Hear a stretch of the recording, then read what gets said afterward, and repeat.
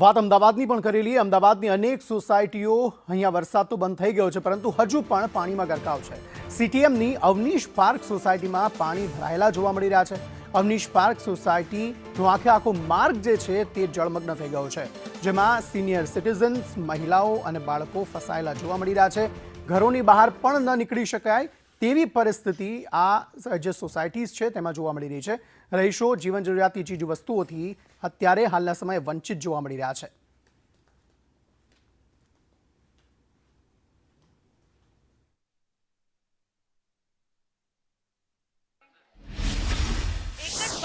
बाद अमदावाद शहर जाने के पानी में गरकाव થઈ ગયું હોય તેવા દ્રશ્યો ઠેર ઠેર જોવા મળી રહ્યા છે।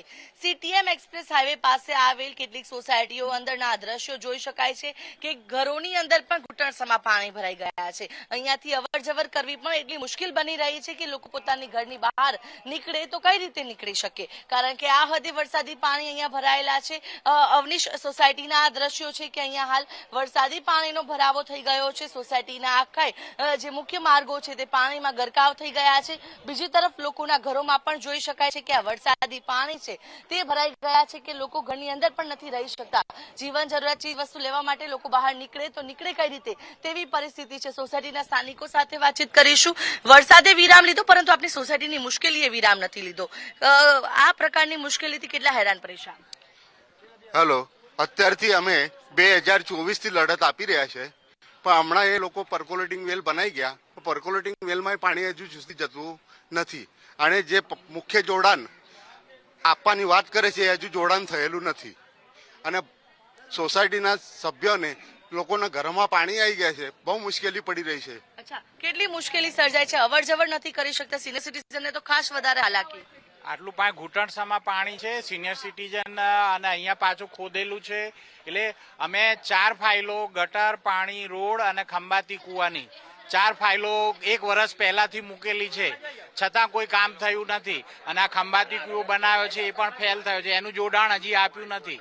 આ દિવાળી પહેલા 5 મે આનો ઉદ્ઘાટન કરેલું ખંભાતી કુવાનું, અને ધીરે ધીરે ગોકળ ગાયની ગતિએ કામ કરીને અત્યારે આ પૂરું થઈ આ કેચપીટ બનાવીને એનું જોડાણ ખંભાતી કુવામાં આપ્યું નથી।